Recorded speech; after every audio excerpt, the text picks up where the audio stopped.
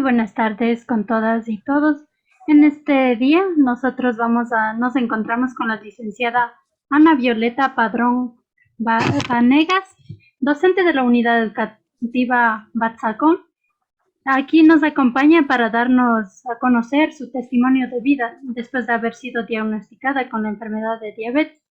Buenas tardes, licenciada. Es un honor para nosotros tenerla aquí en esta tarde. Queremos que nos dé a conocer cuál es su historia después de haber diagnosticado con esta enfermedad y eso que sirva como ejemplo para las más personas que están pasando por la misma enfermedad. Su tiempo. Buenas tardes, señoritas estudiantes. Pues como les había comentado, esa es una enfermedad crónica. Significa que la diabetes realmente no tiene cura, por más que le digan que tomándose tal o cual cosa usted va a mejorar. No va a ser así. De lo que yo tengo conocimiento, por supuesto, hasta el día de hoy, todos los pacientes diabéticos tenemos que regirnos primeramente a un régimen alimenticio estricto y también la utilización de medicación. Yo tengo esta enfermedad a partir de que yo tenía 38 años de vida. Más o menos yo permanezco con esta enfermedad ya 20 años. En mi caso, la enfermedad, yo adquirí la enfermedad a consecuencia de la operación del páncreas. El páncreas es el órgano pues, que ayuda al procesamiento de todos los azúcares que ingresan en nuestro cuerpo, y al no tener este órgano de manera completa, yo contraje la enfermedad. Realmente al comienzo, como todas las enfermedades, por más leves que sean, creo que asustan a las personas, más aún cuando uno no sabe o no conoce a qué órgano del cuerpo afecta, cómo va a ser el proceso de la enfermedad. Uno se entra en una etapa de ansiedad, de miedo, de disgusto, no sabe qué hacer, porque el doctor le dice, usted tiene esta enfermedad y de aquí en adelante su vida va a cambiar completamente, y la verdad es así. También esta enfermedad está muy relacionada con la parte emocional, porque hay algunos casos de varias personas que yo conozco que adquieren esta enfermedad por sus emociones. Se altera, yo qué sé, por tanto estrés, por la preocupación. En ese caso, cuando el cuerpo genera la misma enfermedad, es mucho más fácil también que el cuerpo controle la enfermedad. En mi caso muy particular, al yo haber adquirido la enfermedad o como consecuencia de una cirugía, se me ha hecho un poco más difícil tener el control de mi enfermedad.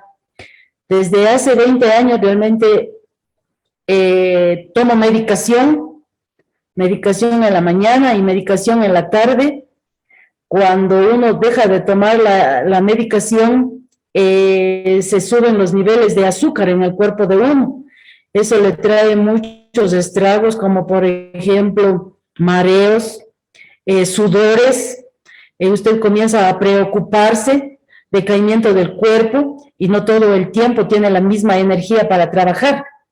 En cuanto a la parte emocional, pues eso de estar todo el tiempo presente o todo el tiempo pendiente de tomar una medicación, de hacerse chequeos de la glucosa, alteran al comienzo hasta uno tomar en cuenta, hasta uno tomar o ya aprender a convivir con la enfermedad, que creo que es la parte más dura de uno saber decir, bueno, tengo esta enfermedad y de aquí yo tengo que aprender a convivir con ella, tengo que cambiar mi rutina diaria. Eso nos lleva a los enfermos a tener estados de ánimo a veces muy cambiantes. Usted unos días amanece tranquila, está bien, en otras veces usted se altera, o cuando tiene aparte de la enfermedad de emociones, que a ninguna persona nos falta. Tenemos preocupaciones, estrés en el trabajo, estrés con la familia, en esta época mismo de la pandemia. Creo que todas las personas nos hemos estresado. Entonces eso todo conlleva a que se alteren los niveles de azúcar del cuerpo.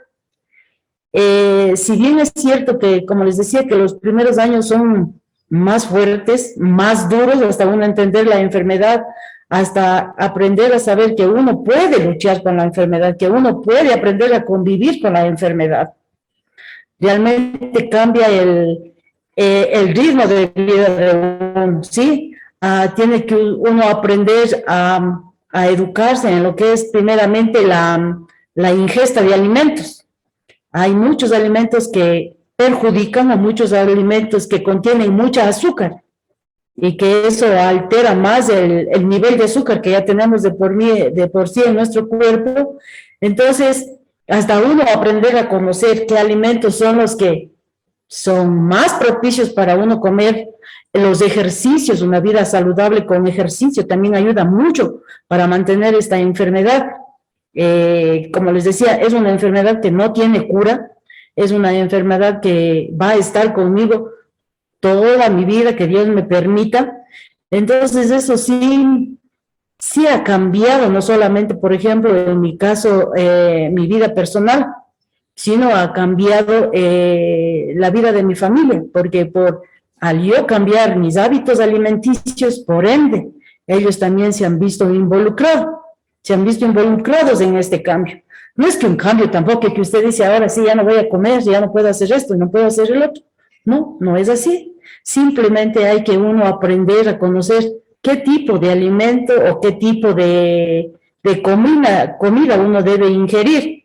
De hecho, que los diabéticos estamos totalmente prohibidos, por ejemplo, de comer alimentaciones del grupo de la pirámide alimenticia, que son las calorías como azúcares, jugos, todas esas cosas que a lo mejor son las más agradables de ingerir.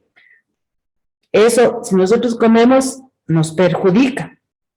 Nosotros más basamos nuestro alimento en lo que son en vegetales, en granos, en carne. También podemos comer todo tipo de alimentación, menos esos que les decía, pero debemos ya comer, la porción de comida tiene que ser menor.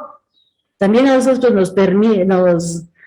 nos dan el comer más veces al día, por ejemplo, dice la alimentación, por ejemplo, ustedes, niñas sanas y todo su desayuno, almuerzo y merienda, de pronto a la media mañana una manzana, o en la tarde alguna cosa, ustedes pueden todavía llegar a picar algunas cosas que esta enfermedad no les permite. Nosotros debemos tener una alimentación más seguida. Por ejemplo, nosotros desayunamos a las 10 de la mañana, de ley debemos ingerir otro alimento, el almuerzo al mediodía, a la media tarde también debemos ingerir otro alimento, una fruta, por decirles algo, y en la noche también debemos ingerir alimentos, porque no en cantidades, sino porciones, menos porción, alimentos que no perjudiquen o que no tengan mucho carbohidrato y azúcares. Entonces, todo esto, miren, cambiar un ritmo de vida realmente a la que uno está acostumbrado, a lo mejor, si es que no me enfermaba, yo no aprendía esto de cómo una alimentación saludable, de cómo esta alimentación también ha ayudado a toda mi familia. Entonces, si yo no tenía esta enfermedad, seguía a lo mejor consumiendo cualquier tipo de comida, sin un orden, por comer. En mi casa también, de pronto, igual seguía no distribuyendo correctamente la comida, a lo mejor solo preparando carbohidratos, a veces que es lo más fácil. Entonces, todo eso, esta enfermedad sí le cambia la vida a las personas. Como toda enfermedad, esta enfermedad sí cambia la vida de las personas. Y más que nada, ese cambio tiene que ser saludable. O nuestra vida, o tener nosotros una vida tranquila con la enfermedad, nos tenemos que apoyar en ese cambio que damos. Tenemos que tener el apoyo de la familia, por cierto, porque medio difícil, no se vive solo, se vive en un núcleo familiar en donde no puedo yo, si son 5 miembros de mi familia y 5 ellos les gusta comer cosas diferentes, yo no tengo a lo mejor de pronto el tiempo para estar cocinando para cada quien una cosa. Entonces la familia también es un aporte importante en esto que dice, bueno, no, porque no es que deje de comer, no es que vaya a comer cosas, Dios mío, incomibles, sino simplemente es cuestión de organizarse.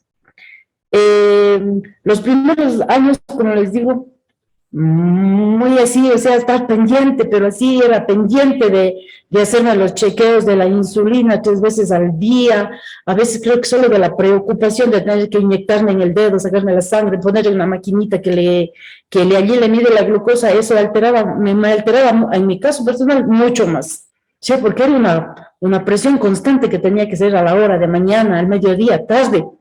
Entonces después uno aprende también a conocer ya un poco la reacción del cuerpo de uno.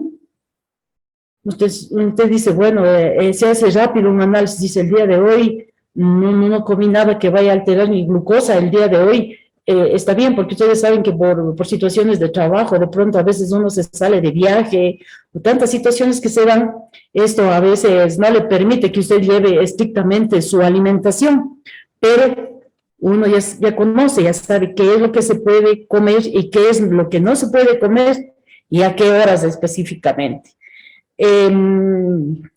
La medicación, como les decía, es algo que en mi caso muy particular, yo tampoco puedo dejar de lado la medicación, o al menos no sé tampoco de ningún paciente diabético que pueda mantenerse solo por decirles algo con alguna dieta o algo así.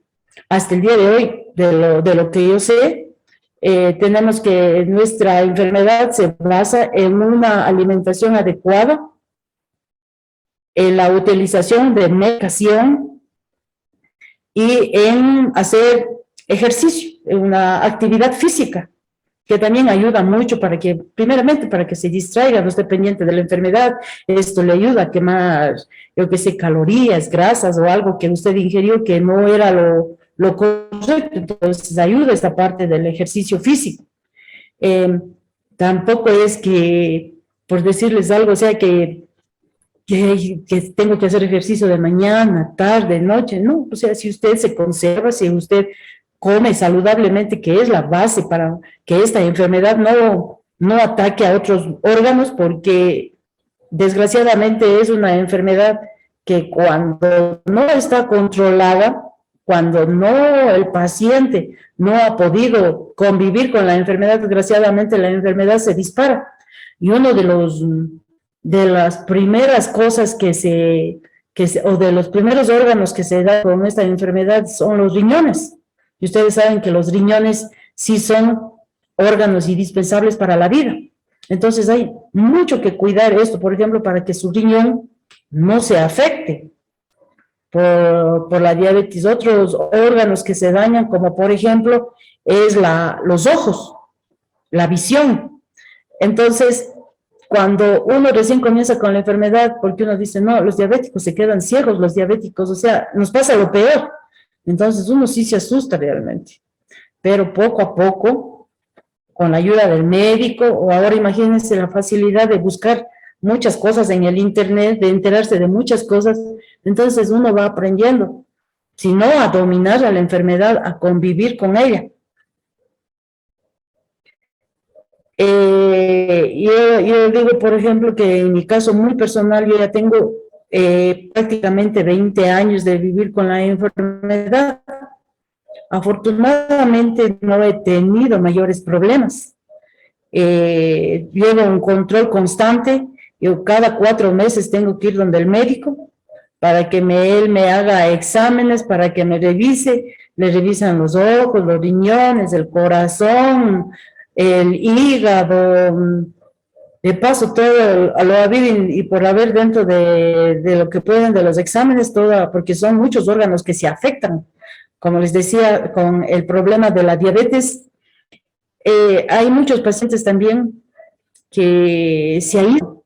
O sea, creo que depende bastante de la persona y del núcleo en el que esté esa persona también para poder superar, para poder convivir con la enfermedad. Hay muchos pacientes que yo les decía, o sea, que se encierran como en una jaulita, decir, no, de aquí no salgo, porque si salgo me tropiezo, me voy a romper un hueso, me voy a caer, me voy a lastimar, porque otro problema también es que usted cuando tiene alguna herida, eso si es que sus niveles de azúcar o su enfermedad está muy avanzada, no se cicatrizan las heridas rápidamente. Entonces, todo eso algunas veces también hace que las personas tengamos miedo, ¿no? Cuando desconocemos algo, ¿cómo es? Y muchos pacientes o muchas personas, porque ustedes entenderán que por mi enfermedad yo conozco a algunas personas que tenemos el mismo problema, entonces ellos prefieren no salir de su casa. Dicen, en la casa estoy tranquilo, estoy cómodo, estoy todo. Miren, ustedes también deben haber oído que ahora, por esto de la pandemia, pues decían los pacientes que tenemos enfermedades preexistentes, es más complicado si nos da el COVID. Y entre unos de los pacientes éramos los diabéticos. Entonces, yo personalmente, como digo, al comienzo golpea muy duro la enfermedad realmente. Dice, ¿y ahora qué va a ser? ¿Qué va a ser de mi familia? ¿Qué va a ser de mí? No voy a poder trabajar. Pero yo, como les digo, yo ya tengo 20 años de haber sido diagnosticada o de haber adquirido la enfermedad. Gracias a Dios, yo he podido seguir trabajando hasta el día de hoy, tranquilamente. He podido cumplir con todas mis funciones en mi trabajo. He podido tener una vida prácticamente normal hasta el día de hoy. Si bien es cierto que una de las restricciones también es, por ejemplo, nada de fumar, nada de beber, cosa que a mí no me ha afectado porque nunca lo he hecho, no me ha gustado, no me ha interesado, entonces no he tenido ningún problema en ese sentido. Para las personas, para los jóvenes en especial, sí, porque también es una enfermedad que genera su cuerpo por el mucho consumo de grasas, por el mucho consumo de azúcares, por la bebida. Entonces, los jóvenes, muchos jóvenes dicen, no, a mí nunca me va a dar, no, sí o no, a mí no pasa nada. No es así, porque hay hasta niños diabéticos que ellos tienen inclusive, porque hay la diabetes tipo 1 y la tipo 2. La tipo 2 es un paciente que necesita, además de la medicación de las pastillitas, necesita insulina. ¿Sí? La insulina es inyectable, que tiene que inyectarse todos los días para que pueda estar o para que su cuerpo pueda funcionar tranquilamente. Entonces, los jóvenes creo que se alimenten correctamente. Un buen estilo de vida, me refiero al estilo de hacer ejercicio, creo que pueden evitarse un montón de enfermedades. No sé si es que alguna pregunta en especial o algo específico que ustedes quisieran saber sobre el problema que yo tengo desde hace 20 años. Muchas gracias, está muy interesante su testimonio. Nos gustaría, así en poco, como saber una pequeña motivación para las personas que sufren con diabetes. Bueno, a todas las personas que tienen diabetes realmente yo quisiera decirles, o sea, que no es el fin del mundo realmente. Sí asusta, sí da miedo, sí le sacude a uno, pero uno tiene que poner de parte de uno para salir de la enfermedad. Sabemos que, o sea, si me dicen que no voy a tener cura, imagínense, es echarme a morir, ¿no es cierto? Mejor que hago lo que me dicen, las cosas que me benefician, tomo la medicación, y tengo una vida tranquila, porque eso que ser una persona diabética es una enfermedad, no le están prohibiendo de nada. Usted puede trabajar, puede vivir una vida plena, normal, tiene que cuidarse lo que es en la comida, ya sabe lo que no tiene que hacer tranquilamente. Sean las personas diabéticas que no les limite. Decir, no, ¿y ahora qué voy a hacer? ¿Me voy a morir? ¿Me voy a quedar ciego? No, nada de eso. Si usted sabe cuidarse tranquilamente, usted puede hacer todo lo que se propuso en la vida, todo lo que se propuso. No es un impedimento, no es una limitación la enfermedad para conseguir los objetivos que se propongan las personas. Compartir, salir, disfrutar con la familia, hacer ejercicio, salir al campo, caminar, hacer lo que les gusta, ir de compras, ir a vender, ir a curiosear, estudiar, viajar, lo que sea. No es una limitación. Es un pequeño pero que tenemos. Dice, pero, yo sé que tengo el pero, digo, sí, pero no tengo que comer esto. Por ejemplo, voy a una fiesta, pueden bailar, pueden escuchar música, nada les va a impedir. Simplemente es cuestión de cuidarse un poquito. Así es que, chicas, ustedes también. Mucho ejercicio. Muchísimas gracias. Licenciada Anita Padrón, en serio le agradecemos muchísimo por su tiempo y por darnos a conocer su historia de vida. Y déjeme decirle que usted es un gran ejemplo de que a pesar de que la enfermedad, de esta enfermedad ha logrado salir adelante. Una mujer valiente, guerrera y sobre todo admirable. Nos ha ayudado también a entender sobre este tema y creo que este tema no solo nos compete a las personas que sufren diabetes, sino a las que no también, porque nos dio a conocer varias informaciones interesantes para las personas que no padecen diabetes también y estamos seguros que esta información no solo va a servir para las personas que sufren de diabetes, sino también para las que no la padecen. Y de todo corazón le deseamos éxitos en sus labores, que usted desempeña y que tenga una bonita tarde. Y fue un honor poderla tener este día de hoy con nosotros, licenciada Anita. Igualmente, chicas.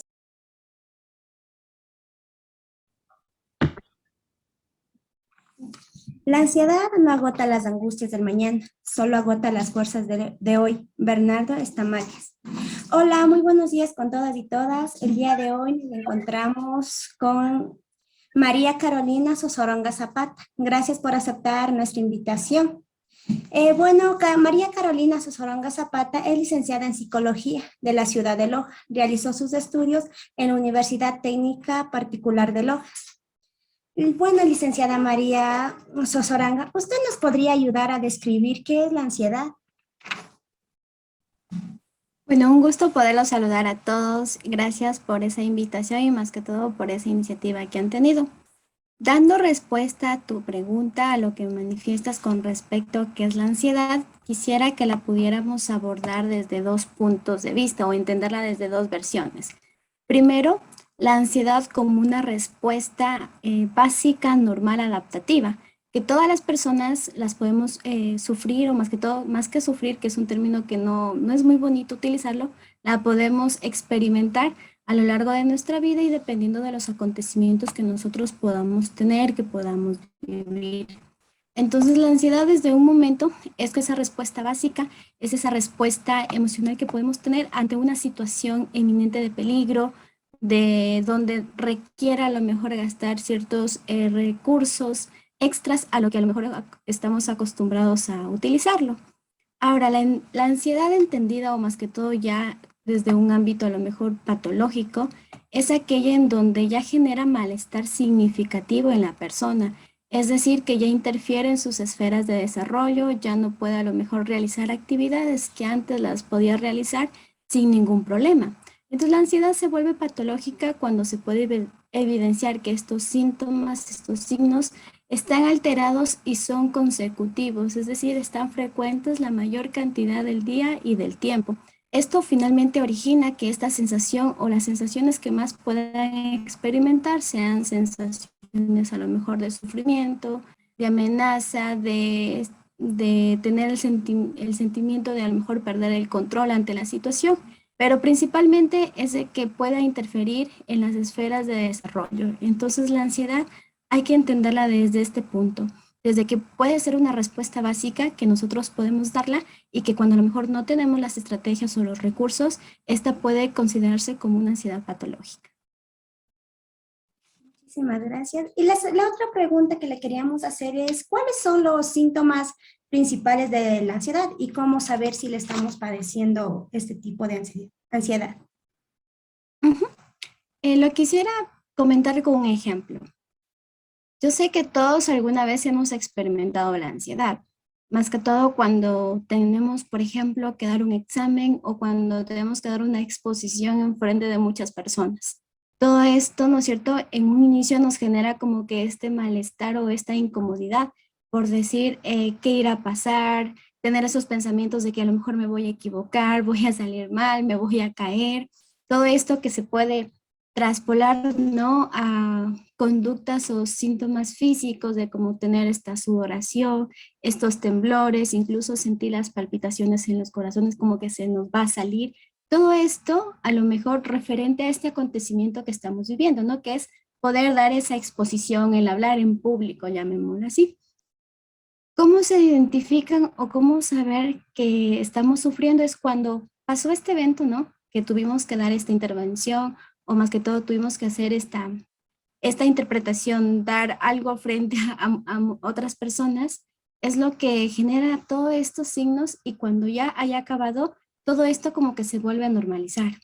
Es decir, ya no se tiene como que esa tensión muscular o esos signos físicos de las manos temblorosas, de sudoración. Todo ello es como que pasado ese evento es como que volvemos nuevamente en sí, por decirlo, y es como que seguimos desarrollándonos en las demás esferas de desarrollo. En cambio, ¿cómo saber si la estamos sufriendo o más que todo, como lo decía anteriormente, reconocer que como es una respuesta adaptativa, es normal que sintamos todos estos síntomas, estos signos que podemos desarrollar ante las circunstancias que estamos teniendo. Ahora, cuando ya se vuelve patológica o cuando ya estamos viendo que no está bien o que, como se lo denominan, que no es normal, es cuando a pesar de que ya no tengo un suceso o un evento aparente, sigo sintiendo estos síntomas, estos signos. Es decir, que la preocupación, que esta parte de decir o sentir taquicardia, que a lo mejor me falta la respiración, de que siento como que esa presión muscular todavía siguen, a pesar de que no hay un evento, a pesar de que no hay nada que lo pueda a lo mejor detonar o que esté ahí latente para que podamos estar sintiendo esto. De ahí dentro de los síntomas a lo mejor que podemos tener, pues van a variar dependiendo de cada una de las situaciones, de las circunstancias. Ya, y con relación a la pregunta anterior, ¿cómo se debería proceder al ver a una persona sufriendo de un ataque de ansiedad? Con esto hay que ser, bueno, hay que ser muy asertivos y actuar correctamente en el momento oportuno. Hay una frase que bien dice, el que no estorba ayuda mucho, porque a veces tendemos con este furor, ¿no? Este furor de sociedad, de poder decir, ay, ¿qué le pasó? Como que esta expectativa, que mira lo que está pasando. A veces tendemos a amontonarnos, a aglomerarnos en torno a la persona y más lo ofuscamos. Entonces, ¿qué es lo que podemos hacer? Primero, orientar o más que todo ver si hay una persona que ya está a lo mejor interviniendo, pues darle su espacio, de que sea solo esa persona que pueda estar, no aglomerarnos más porque ofuscamos o generamos mayor tensión en la otra persona. Lo otro que podemos hacer es intentar a lo mejor desconectar o tratar de que la persona pueda identificar la otra realidad que pueda tener. Porque tenemos entendido que cuando una persona entra en ansiedad o entra en estas crisis, ¿no? Está enfocado en ese momento. Toda su parte cognitiva está racionalizada a vivir ese momento como la única realidad, como la única solución. Entonces se puede intentar desconectar o desviar esa concentración haciendo preguntas como ¿qué día estamos hoy? Dime cómo te llamas, como que preguntas muy básicas como para intentar que la persona tenga este desenfoque. Otra de las circunstancias o más que todo acciones que podemos hacer es intentar que la persona pueda respirar, porque por lo general cuando hay estos ataques de ansiedad, la respiración se ve muy afectada, incluso puede sentirse o se puede llegar a tener esa percepción de ahogo, de que ya aquí no, a lo mejor no puedo respirar. Entonces es importante direccionar la parte de la respiración, intentar que la persona como que se pueda respirar correctamente, que incluso incluye la postura, que se pueda sentar, por lo general que se pueda sentar, porque si estamos a lo mejor de pie con una persona que está con este ataque de ansiedad, puede sentir a lo mejor debilitamiento muscular, puede sentir esta parte de que no se siente a lo mejor ni incluso en sus facultades motrices para sostenerse por sí mismo. Entonces es preferible sentarlo en el lugar que estemos, ver un lugar apropiado a lo mejor donde podamos motivar o más que todo prever la parte de tranquilidad, la parte de que ella se sienta tranquila y que a pesar del momento en que esté viviendo pueda reconocer, pueda sentirse como que apoyado.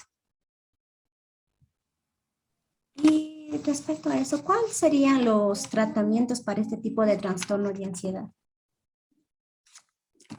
Los tratamientos, pues todo dependerá de la necesidad también y de la realidad que tenga cada una de las personas. Pero se conoce que los tratamientos a lo mejor efectivos o que tienen mayor eficacia para tratar los trastornos a lo mejor de ansiedad o esta ansiedad cuando ya es patológica es la psicoterapia y también la medicación. Algunos autores manifiestan que es en mejor medida o tiene mucho mejor efecto cuando se complementan estos dos, es decir, hay un trabajo multidisciplinario, tanto con la parte psicoterapéutica como la parte psiquiátrica, que justamente es la rama de la medicina, que orienta a la parte de la medicación. Y con ello también otro trabajo pues multidisciplinario que podría implicar a otros profesionales que ayuden, ¿no?, a poder orientar un programa o un proceso con técnicas, con objetivos que permita que la persona pueda establecer o llevar su vida lo más funcional posible. Y otra pregunta, disculpe. ¿Cómo puede afectar una enfermedad degenerativa como la diabetes a una persona para desarrollar un trastorno de ansiedad? ¿Cómo lo puede afectar? Hay un principio básico y es de que es una respuesta adaptativa, es una respuesta de adaptación. ¿A qué me refiero? A que son procesos, ¿no?, que aunque sabemos que todas las personas o como seres humanos tenemos esos procesos de vida que es nacer, crecer, reproducir y morir, ¿no?, que nos enseñan siempre. Cuando estamos ya en esta edad o en esta, sí, justamente adultez, el tener estas nuevas experiencias, nuevas sensaciones que conlleven, ¿no?, a esta parte de experimentar sensaciones no agradables, porque siempre una enfermedad no es agradable, lleva a un nuevo proceso de adaptación, es decir, un proceso de poder adaptarse a esa nueva realidad, de ser consciente de que a lo mejor ahora va a tener que reducir a lo mejor ciertas actividades porque tiene que dar prioridad o tiene que dar preferencia a otras que vayan a beneficiar todo este proceso que está llevando. Entonces, principalmente parte de esta parte adaptativa, de que las personas por lo general cuando les diagnostican a lo mejor que tiene alguna enfermedad degenerativa, pues es como que les genera esta impresión, todo este impacto, este shock, que puede que la persona en un inicio no lo pueda comprender, no lo logre asimilar y más que todo vea que ya es lo último que pueda tener como recurso, que con ello ya no puede tener como que una vida satisfactoria o una vida como lo ha venido teniendo. Entonces, inhabilita todo este sistema de creencia que la persona pueda tener, que pueda a lo mejor ser funcional y y con ello pues tiene una parte de minusvalía, es decir, de creerse menos por tener a lo mejor una enfermedad, aunque también importa muchísimo en esto cómo la persona, o más que todo los profesionales, cómo se lo comunican a la persona, porque también dependiendo de eso tiene un impacto significativo y podría justamente afectar de una u otra manera en mayor o menor magnitud. Disculpe, licenciada Carolina Sozoranga. Yo también tengo unas dudas y quisiera realizarlas. ¿Cómo se podría tratar la ansiedad de una persona diabética? Ya que esto puede producir lo que son los conflictos como el estrés, que lleva a la resistencia de la insulina. Y aparte que llega a una nutrición inadecuada por la ansiedad. Ujú. ¿Cómo se puede tratarlo? La verdad que es una pregunta bastante amplia y a la vez también compleja de responder, pero considero que la forma o el tratamiento eficaz, ¿no?, por todas las consecuencias que vemos que lleva el tener o a lo mejor tener este diagnóstico de tener una enfermedad, puede ser tratado con la parte de la psicoterapia, pero también el manifestar o más que todo tener en cuenta que hay una nueva adaptación en hábitos alimenticios, en hábitos cotidianos de vida saludable, en hábitos incluso familiares, de relaciones sociales. Toda esta parte es una reestructuración que puede la persona tener o que realmente necesita primero consentirla, más que todo, luego también aceptarla y prever que es todo este cambio que se pueda hacer. ¿Usted cree que la ansiedad conlleva conflictos alimenticios o problemas de la alimentación? Totalmente. ¿Por qué? Porque justamente cuando una persona tiene ansiedad, ¿no? Tiene esta parte de pensamientos recurrentes, esta parte de sensaciones, y más que todo en la parte de pensamientos, es como que está constantemente, se llaman ideas rumiantes, está constantemente maquinando, es como que tengo esta enfermedad, me voy a morir, es lo peor, me duele esto, me duele el otro, no puedo comer esto que antes a lo mejor me gustaba y ahora no lo puedo. toda esa parte de estar como que repensando las cosas lleva a que se enfoque solo en esa parte, en ese pensamiento, y por ello incluso hay esta parte de desmotivación. Y la desmotivación llevaría a que no quisiera alimentarse porque dijera, ¿para qué a lo mejor hay sentido el alimentar si a lo mejor tarde o temprano voy a morir? Que podría ser a lo mejor uno de los pensamientos que puedan tener.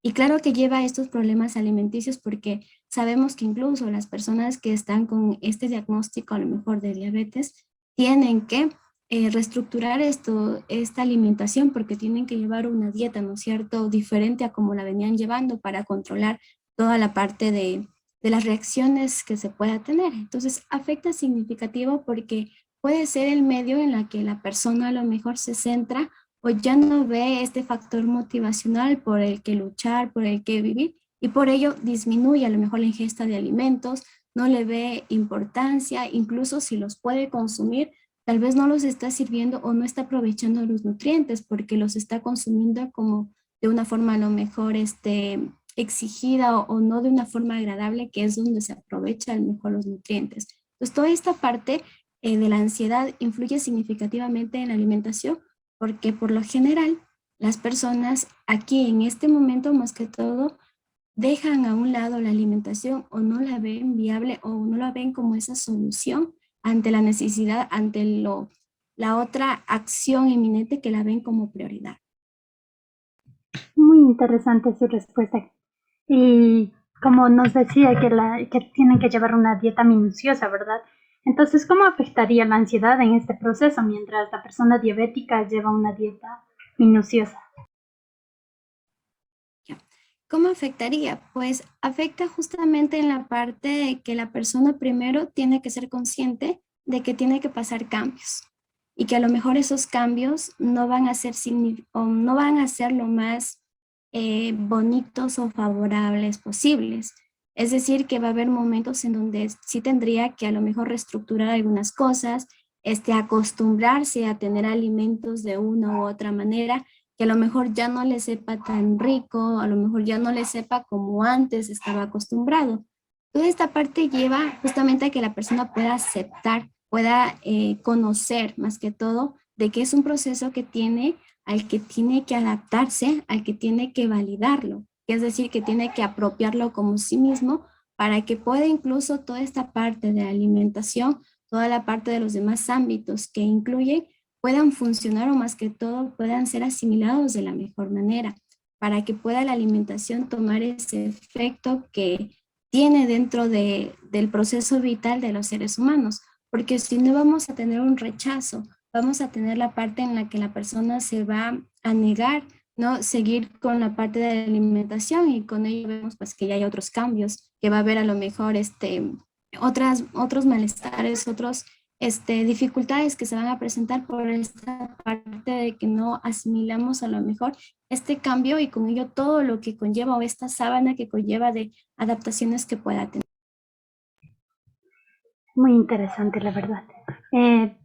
Una de las preguntas que es muy frecuente en las personas también es si la ansiedad tiene una cura o es un trastorno que acompaña ya toda la vida de quien la padece. Creo que esta respuesta va ligada mucho a los mecanismos de afrontamiento y también a las habilidades que cada una de las personas pueda tener.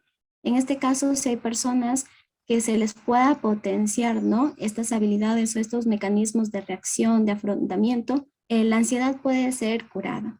¿A qué me refiero? De que puede ser, dependiendo, ¿no es cierto?, del grado a lo mejor en el que se encuentra la persona, puede ser tratada, puede ser curada, y esto puede a lo mejor necesitar o requerir solo lo que sé, unos, no sé, meses o dependiendo de este programa o más que todo este proyecto con objetivos que se puede establecer de atención psicoterapéutica también como psiquiátrica.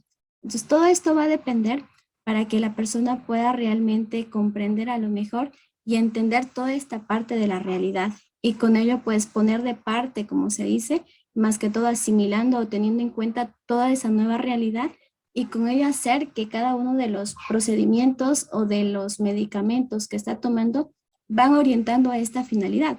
Porque más que a lo mejor medicamento, las personas que padecen esta parte de la ansiedad están orientadas a los procesos psicoterapéuticos o como una ayuda eminente a los procesos psicoterapéuticos, porque con ellos van entendiendo, van asimilando y descubriendo las realidades en las que están y van complementando lo que están viviendo con el día a día. Y con ello pueden tener esa cura, es decir, que pueden ellos tratar, o más que todo ellos pueden llevar de una manera más significativa todo lo que les está aconteciendo, todo lo que ellos están viviendo. Ya. Y las personas, los familiares de las personas que sufren con ansiedad, ¿cómo pueden ayudar a enfrentar esta enfermedad o cómo deben actuar en este caso? Ujú. Primero, yo creo que aquí el rol de la familia o de estos vínculos primarios que se puede establecer, ¿no?, con la persona que está teniendo más que patología, esta enfermedad, es primero también ellos ser conscientes de la realidad.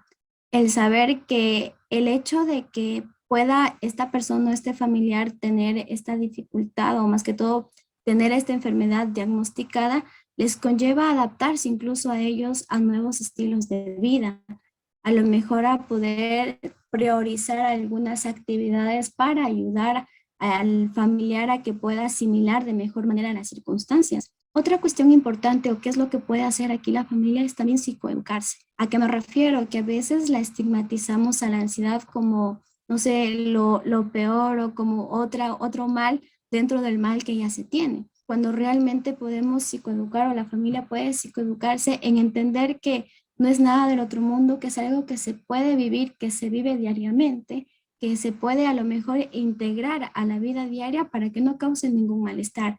Es desmitificar a lo mejor este miedo por hablar incluso de la ansiedad.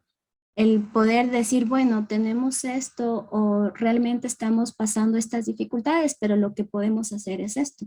El poder ser conscientes de esta realidad. Otra de las acciones que puede hacer la familia, a lo mejor con este contexto, es buscar redes de apoyo, o más que todo implementar acciones novedosas o nuevas. Porque si bien es cierto, vemos que hay un cambio, ¿no es cierto?, de hábitos, o más que todo de alimentación, a lo mejor de rutinas, todo esto puede hacer que la familia incluso pueda implementar nuevos hábitos de actividades que puedan ser lúdicas, que a lo mejor generen como que esta expectativa, que genere esta sensación de bienestar para todos los que integran ese núcleo familiar, incluso la persona que está diagnosticada con esta enfermedad. Y otra de las acciones es buscar redes de apoyo, como lo decía. Pueden ir a comunidades a lo mejor de compartir o vivenciales, en donde ellos pueden conocer también a otras personas que están pasando la misma situación. Muchas de las veces hay esta parte de decir, ay, lo peor nos pasa a nosotros como familia, o solo nosotros tenemos esta dificultad, cuando realmente hay otras personas que están pasando no lo mismo en la misma cantidad, pero sí a lo mejor la misma realidad, que la pueden compartir, y entre ellos se pueden fomentar, se pueden apoyar en estas estrategias que puedan desarrollar para poder entender y asimilar la realidad en la que están estando actualmente. Muchas gracias. Y para concluir esto, ¿cómo se podría, una frase o una motivación que usted tenga que decir a las personas que sufren diabetes y ansiedad debido a la enfermedad que tienen? Ujú. Lo que yo podría decir es que está bien no estar bien. Si bien es cierto, nos han enseñado, ¿no?, como sociedad, de que tenemos que estar siempre sonrientes, siempre positivos, pero no siempre es así. La vida es toda esa montaña rusa de emociones, de acontecimientos que podemos sentir, que podemos pasar. Y entonces está bien no estar bien, porque si ahora me quiero sentir alegre, pues me siento alegre. Si ahora me siento triste, o me siento a lo mejor angustiado, pues me siento angustiado, porque es algo propio de mí y no le huyo a ello. Lo afronto, más que todo lo asimilo, lo hago parte de mí, porque todas estas experiencias que yo pueda tener son propias de la persona. No es que nos podamos despersonalizar, es decir, no, no te quiero a ti, sino que son propias de nosotros y hay que aprenderlas a querer, de igual manera que con esas actitudes positivas.